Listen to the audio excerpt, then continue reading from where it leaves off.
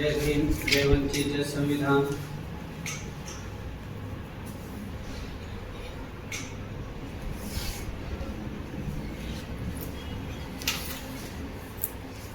जय भीम, जय वंचित, जय संविधान। मैं मौलाना हाफिज बिलाल, अहमदपुर तालुका महासचिव। 2024 विधानसभा का इलेक्शन जारी है और हमारा यहाँ पर कोई कैंडिडेट इस मर्तबा नहीं दिया गया। बहुत सारे गांव के अंदर लोग पूछ रहे हैं कि मौलाना बताएं हम किसका साथ दें, किसको मतदान करें और किसके साथ रहें। तो हमने बताया इस मर्तबा वंचित बहुजन आघाड़ी को जो है तो यहाँ कैंडिडेट नहीं दिया गया। अहमदपुर तालुके के अंदर वंचित को मानने वाले बहुत लोग हैं, जिसके नेता बाला साहब प्रकाश अम्बेडकर साहब हैं। तो अहमदपुर तालुके के अंदर बाला साहब प्रकाश अम्बेडकर साहब को मानने वाले बहुत से लोग हैं और यहाँ पर इस मर्तबा अगर कैंडिडेट दिया जाता तो निकलने की उम्मीद थी, लेकिन पता नहीं अभी बड़ों का जो भी सोच विचार होंगे उनकी जगह हैं। तब लोगों ने पूछा कि किसके साथ जाएं, किसको मतदान करें, क्या किया जाए। 10-15 दिन हो गए, जिला बॉडी की तरफ से कोई आदेश नहीं, किसको पाटुंबा दिया गया, किसको देना है कुछ पता नहीं अभी तक, न किसी का फोन। तो हमने सोचा कि भाई लोग तो हमारे पीछे लगे हुए हैं, लोगों का जो है तो हम साथ में लेके चलते हैं लोगों को, और लोग हमारे भरोसे पे बैठे हुए हैं, उनको तो खाली नहीं छोड़ा जा सकता। अगर इनको छोड़ दिया जाएगा तो लोग बिखर जाएंगे, बाला साहब प्रकाश अम्बेडकर साहब को मानने वाले लोग बिखर जाएंगे। तो हमने ये सोचा कि भाई लोगों को बिखरने नहीं दिया जाएगा। और वंचित बहुजन आघाड़ी के अहमदपुर की यहाँ पे बहुत सारी टीमें पदाधिकारी मौजूद हैं। हम सब ने राय मशवरा किया कि क्या किया जाए। तो सबका यही फैसला हुआ कि शाहू फुले अम्बेडकर संविधान को मानने वाले को हम जो है तो पाठुंबा देंगे, उनको मतदान करेंगे और पूरे जनता को साथ में लेकर चलेंगे और हम जनता को बिखरने नहीं देंगे। तो इसीलिए यहाँ पर जितने मौजूद पदाधिकारी हैं, यहाँ पर उपाध्यक्ष हैं, संगठक हैं और पूरी टीम यहाँ पर, आधे से ज्यादा टीम यहाँ पर मौजूद है। तो हम सब ने मिलकर यह तय किया है कि 2024 विधानसभा जो चालू है उसके अंदर हम सब ने मिलकर यह तय किया कि हमको तालुके के अंदर विनायकराव पाटिल एक अच्छे कैंडिडेट नजर आए, शाहू फुले अम्बेडकर संविधान को मानने वाले नजर आए। तो हम भी शाहू फुले अम्बेडकर संविधान को मानने वाले लोग हैं। तो हमने सबने मिलकर ये तय किया कि हम जो है तो विनायकराव पाटिल साहब को जाहिर पाठिंबा देंगे और दे रहे हैं। जय हिंद, खुदा हाफिज, जय वंचित, जय संविधान।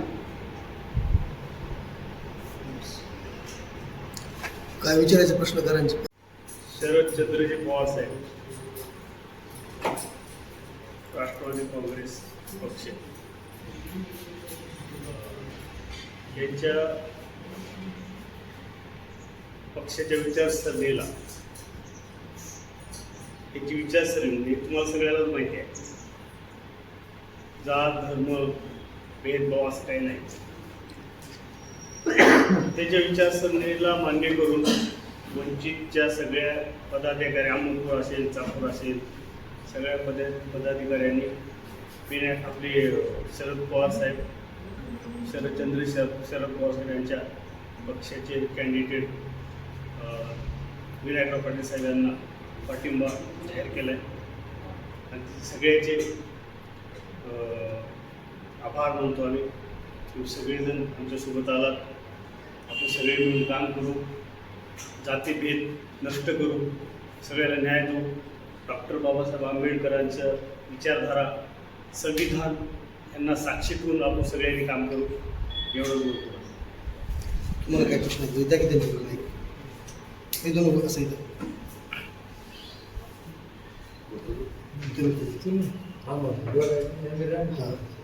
सर 2019ला भाजपाच्या अयोध्याताई केंद्रेंना श्रद्धेय बाळासाहेब आंबेडकरांनी उमेदवारी दिली आणि ते पराभूत झाले. आता परत दुसऱ्यांदा भाजपाचेच असलेले बालाजी पाटील चाकूरकर यांना दिली.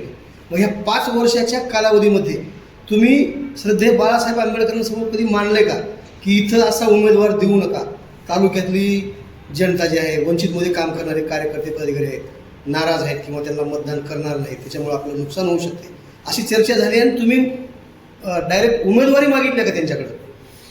आम्ही याबाबी श्रद्धेय आदरणीय बाळासाहेबांपर्यंत आम्ही वैयक्तिक मांडलेले नाही, परंतु आमचे जिल्हाध्यक्ष असतील, जिल्ह्याचे मराठवाड्याचे पदाधिकारी आहेत, त्यांच्याकडे आम्ही आमचे घराणे मांडले, मराठवाडा अध्यक्ष असतील यांच्यापर्यंत आम्ही घराणे मांडले. त्याच्यानंतर पक्षाच्या अनेक पदाधिकाऱ्याकडे, वरिष्ठांकडे आम्ही हे घराणे मांडले. परंतु हे सत्यच आहे की आदरणीय श्रद्धेय बाळासाहेबांकडे आम्ही हे स्पष्टपणे ही गोष्ट बोलली नाही. आमची गुच्चमंडळ असेल, काही असेल, परंतु या बाबतीत आम्ही बोललो नाही. त्यामुळे हे आम्हाला संशय आला की या गोष्टी साहेबांपर्यंत जातातच का नाही, का वाटेतच कुठेतरी आहे, का जिल्ह्यापासून अलीकडेच कुठेतरी आहे, हेच संशय आला. नेमकं कोणाच्या भूमीवर संशय आहे? भूमिकेवर आता त्यांच्याकडे पत्र आहे. जिल्हाध्यक्षाच्या टीमने काल एक असतील, 2 जण असतील, त्यांनी रेखाताई ठाकूर प्रदेशाच्या जे पदाधिकारी आहेत होय. त्यांच्या सहीचं पत्र आहे त्यांच्याकडे. होय. आणि तुम्ही म्हणता की आता तालुक्याची टीम आम्ही सपोर्ट करणार नाही. नाही, नेमकं कुणावर संशय आहे? काय नेमकं काय घडलं ह्या मग? लातूर जिल्ह्यामध्ये जे पदाधिकारी आहेत, लातूर जिल्ह्यातले, हां. यांनीच खरं म्हणजे कार्यकर्त्यावर अन्याय करते असं आमचं वैयक्तिक मत आहे.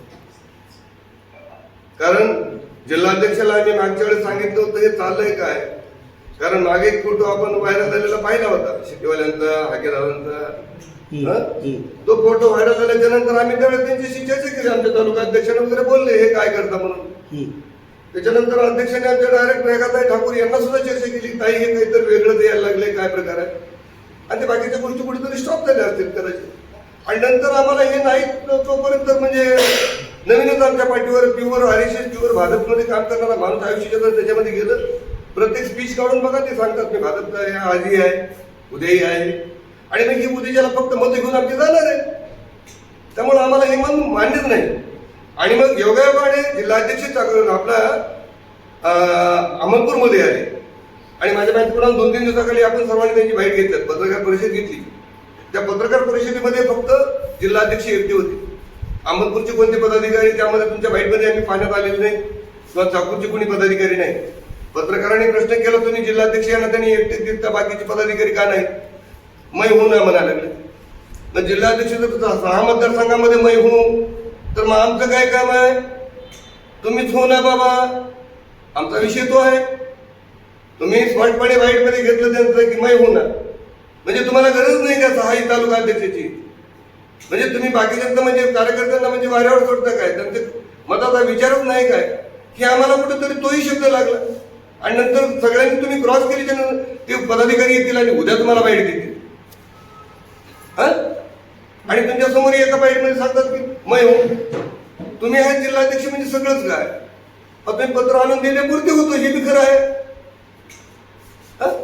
आणि मग त्या गोष्टी आम्हाला आवडल्या नाही. तुम्ही जर हाताशी 2-3 मुलं धरून काहीतरी खेळ करत असाल आणि पक्षाला वरिष्ठांना गाफील ठेवत असाल, तुम्ही का विचार करत नाही? गेल्या वेळेस मी कार्यकर्त्यांना भाजपचाच उमेदवार भेटला, यावेळेस तसलाच भेटला, कार्यकर्ते काम करतील का न करतील?